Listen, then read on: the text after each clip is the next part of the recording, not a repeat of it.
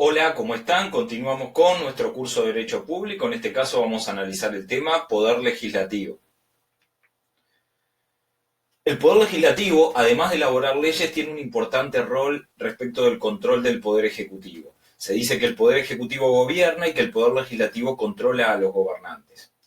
Por disposición constitucional, existen ciertos temas que solo pueden ser regulados mediante actos emanados por el Poder Legislativo, como por ejemplo son la regulación de los derechos fundamentales, el establecimiento de límites a libertades fundamentales, las cuestiones económico-financieras, etcétera, cuestiones que solo requieren regulación mediante leyes. Se pretende que quien regule estos temas sea un órgano cuya composición sea lo más representativa de los distintos sectores de opinión en una sociedad.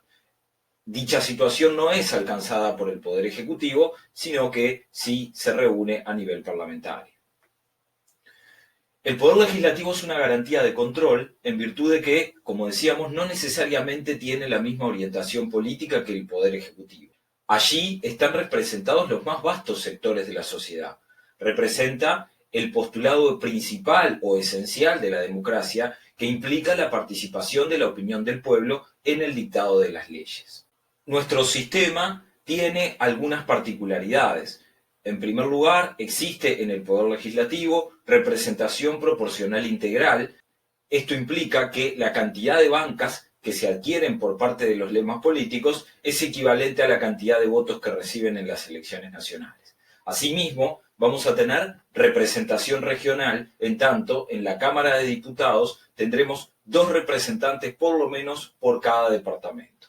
Asimismo, tenemos un sistema bicameral atenuado, en tanto una Cámara debe estar de acuerdo con la otra para sancionar un proyecto de ley. Así conformado, el Poder Legislativo, integrado en el modo que adoptó Uruguay, actúa efectivamente como un contrapeso para la actuación del Poder Ejecutivo.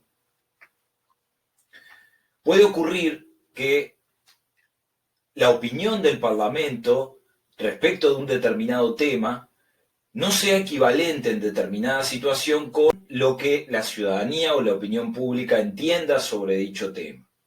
Esto implica que se rompa la equivalencia entre la representación que debería existir en el Parlamento con la opinión de la ciudadanía.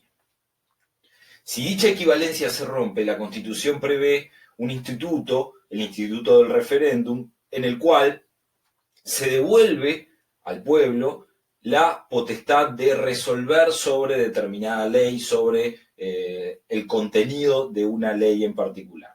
El recurso de referéndum está previsto en el artículo 79, inciso 2 de la Constitución para las leyes nacionales. El Poder Legislativo se encuentra integrado mediante elección popular con el sistema de representación proporcional. Como decíamos, la cantidad de bancas de cada lema político se encuentra acorde a la cantidad de votos que dicho lema obtuvo en las elecciones nacionales.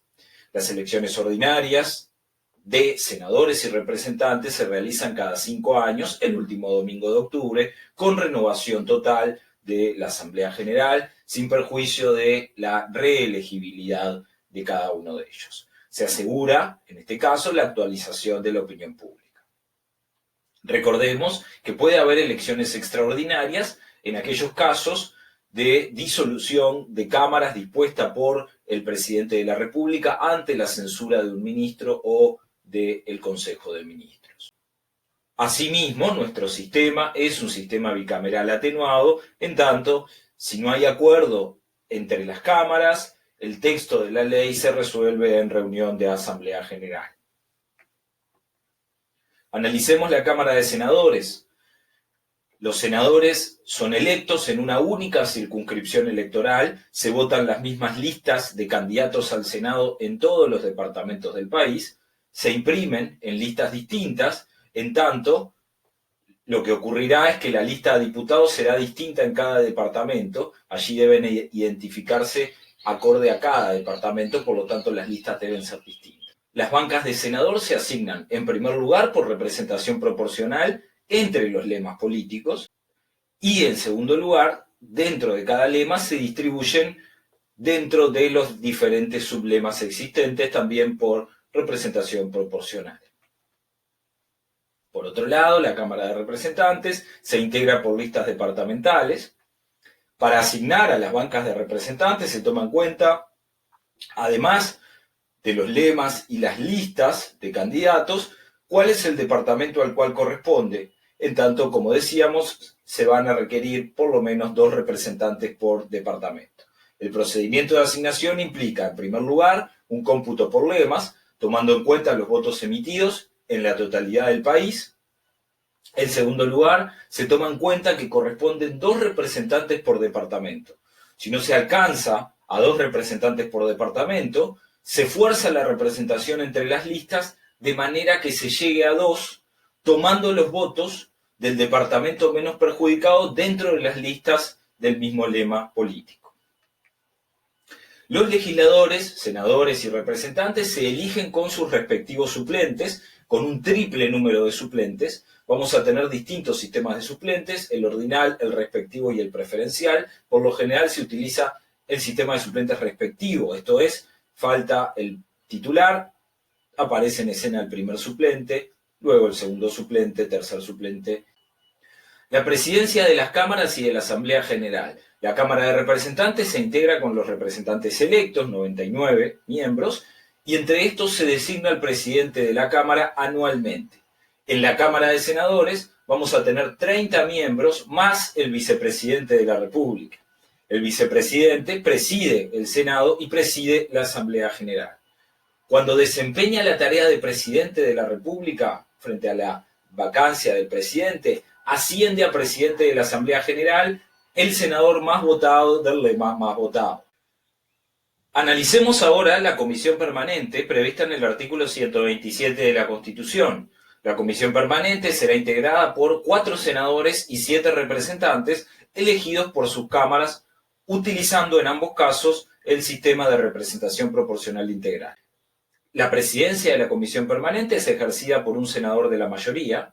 La renovación de la comisión es anual, a diferencia de las cámaras, y si no se produce renovación, sigue funcionando con los miembros ya designados. Su rol principal es mantener la permanencia del Poder Legislativo en todos los momentos. En los casos en que la Constitución lo establece, podrá sustituir a la Asamblea General y a la Cámara de Senadores, nunca sustituirá a la Cámara de Representantes. También tiene atribuciones propias de vigilancia del Poder Ejecutivo, previstas en los artículos 129 y 130 de la Constitución. En el receso parlamentario, los temas a estudio de la Asamblea General o de la Cámara de Senadores pasan a conocimiento de la Comisión Permanente.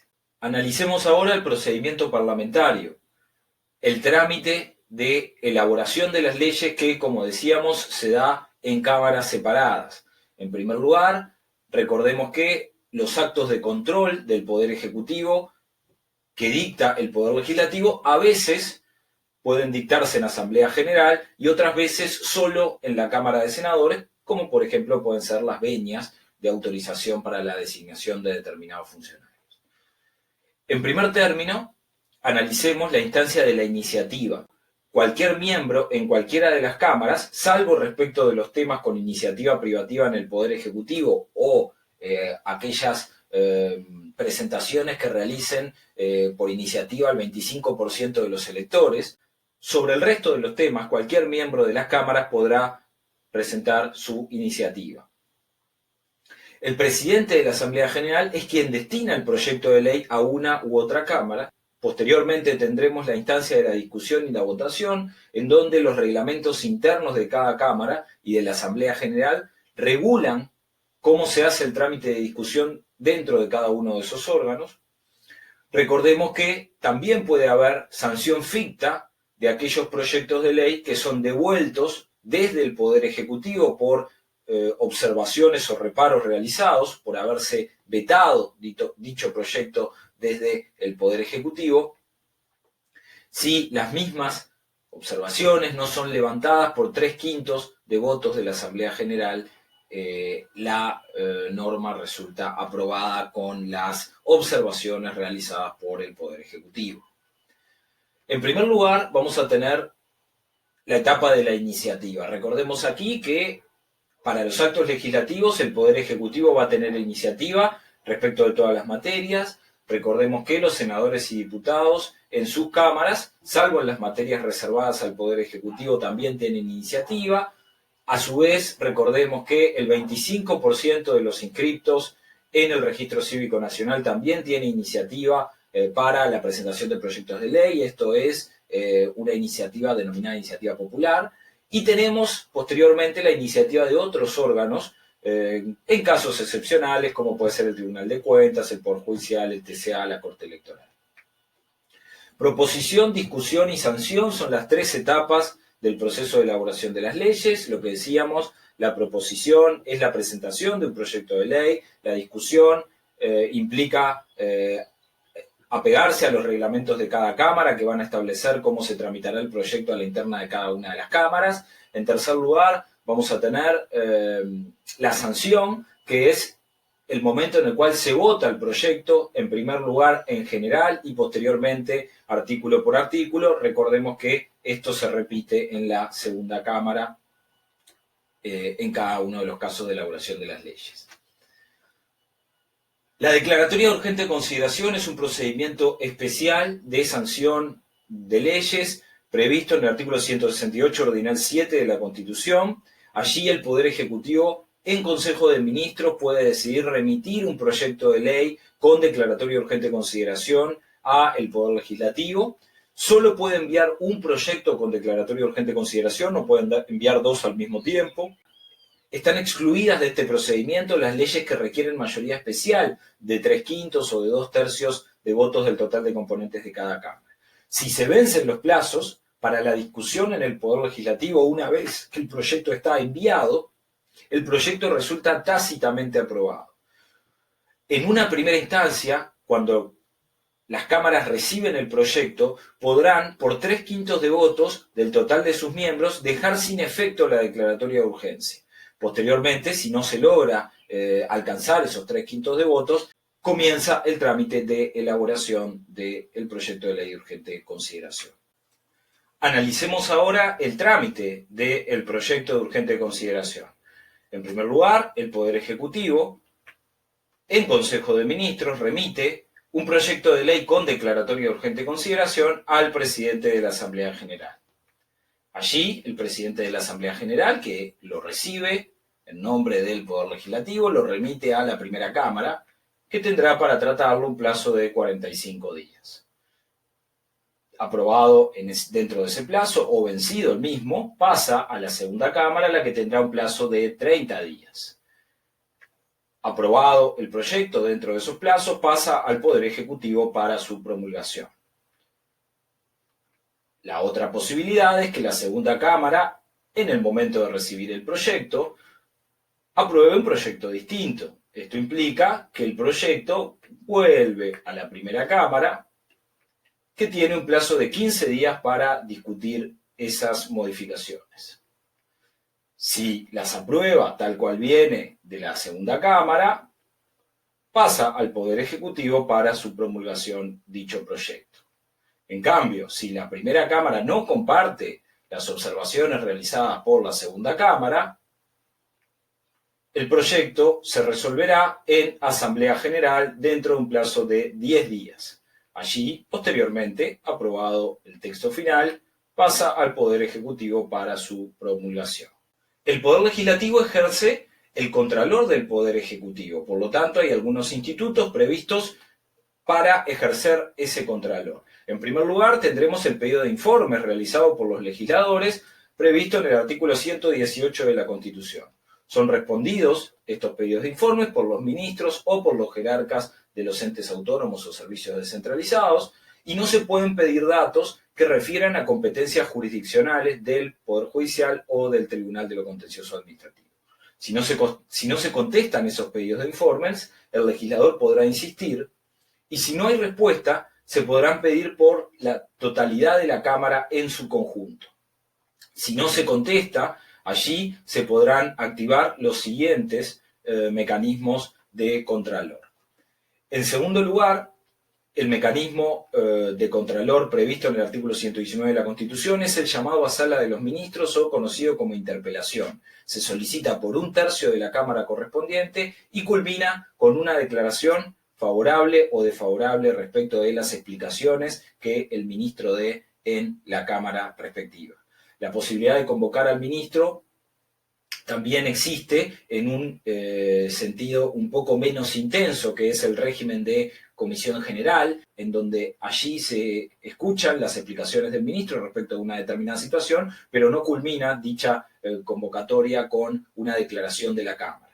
En tercer lugar, vamos a tener la posibilidad de que en cada una de las cámaras se conforme una comisión investigadora prevista en el artículo 120 de la Constitución, que se conformará, puede ser con fines estadísticos, con fines de investigación o con fines legislativos. Analicemos ahora el proceso de censura a los ministros y la disolución de las cámaras.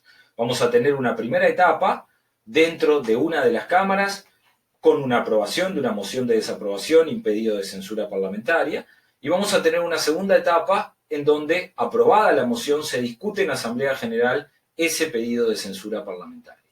El procedimiento es el siguiente. La Cámara de Senadores o de Representantes aprueba una moción por mayoría de los presentes de censura a los ministros, puede ser, recordemos, un ministro o varios ministros o el Consejo de Ministros en su totalidad. Dentro de un plazo de 48 horas se convoca a la Asamblea General, que tendrá la primera opción de rechazar la moción de censura, el ministro se mantiene en su cargo. Como segunda opción, acoger la moción de censura por 2/3 de votos del total de sus componentes. Aquí el ministro debe renunciar y el presidente debe aceptar su renuncia. En tercer lugar, acoger la moción de censura por mayoría absoluta, pero no alcanzando los 2/3 de votos requeridos para la censura efectiva del ministro. Aquí vemos que se abren un par de opciones, en tanto el ministro debe renunciar, pero el presidente puede no aceptar su renuncia. Si esto ocurre, el presidente puede observar el voto de desaprobación de la Asamblea General, obligar a que la Asamblea General trate el tema de vuelta dentro de un plazo de 10 días, y allí se podrá o dejar pasar el plazo de 10 días y por ende revocarse el pedido de censura, o votar y mantener la censura por 3/5 o más del total de componentes. Aquí el efecto es que el ministro debe renunciar y debe aceptarse la renuncia por el presidente. O la tercera opción es que si la censura es mantenida por menos de 3/5 del total de legisladores, el presidente de la República puede mantener a los ministros censurados y disolver las cámaras convocando a nuevas elecciones especiales. Analizamos ahora el Estatuto del Legislador. Es una manifestación del principio de separación de poderes, es completado con el sistema de remuneración de los legisladores que se vota en Asamblea General por 2/3 de votos para la próxima legislatura. Fuera de los beneficios previstos en el sistema de remuneración establecido, los legisladores no podrán recibir beneficios económicos de ninguna naturaleza que no deriven del ejercicio de su cargo. La irresponsabilidad de los legisladores está prevista en el artículo 112, forma parte de las protecciones que los legisladores tienen, y en esta primera instancia estamos hablando de que los senadores o representantes jamás serán responsables por los votos u opiniones que emitan durante el desempeño de sus funciones. No se le podrá aplicar sanciones por ello, ni aun cuando la emisión de votos y opiniones significase la comisión de un delito.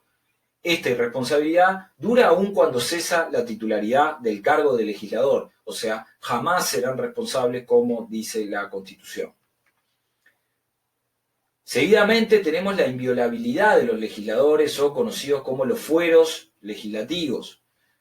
También es una garantía especial que tienen los legisladores, en este caso contra la posibilidad de ser arrestados o procesados por delitos.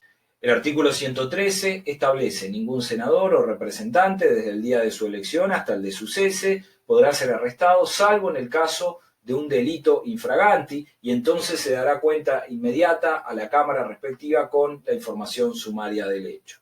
Por lo tanto, salvo que el legislador esté en una hipótesis de infraganti y delito, no podrá ser detenido si no es a partir del levantamiento de sus fueros por 2/3 de votos del total de componentes de su Cámara. están exentos de procesamiento por cualquier delito. Primero se debe pasar por la Cámara, solicitar el levantamiento de los fueros y posteriormente, cuando queda suspendido en funciones, alcanzados los votos previstos, el legislador será sometido a la justicia penal y allí se resolverá su situación. Irresponsabilidad, inviolabilidad y disciplina son tres institutos diferentes. La irresponsabilidad es permanente, solo es por votos u opiniones emitidas en el ejercicio de sus funciones y no puede ser levantada por la Cámara. La inviolabilidad, en segundo lugar, dura mientras la persona es legislador, allí tiene una exención de arresto y de procesamiento, salvo levantamiento de los fueros por 2/3 de votos del total de componentes de su Cámara. Y en tercer lugar tendremos la indisciplina, que está prevista en el artículo 115 de la Constitución y que en realidad está prevista para aplicar correctivos a los legisladores, en tanto los presidentes de las respectivas cámaras podrán aplicar dichos correctivos cuando haya alguna cuestión de indisciplina en la que hayan incurrido los legisladores.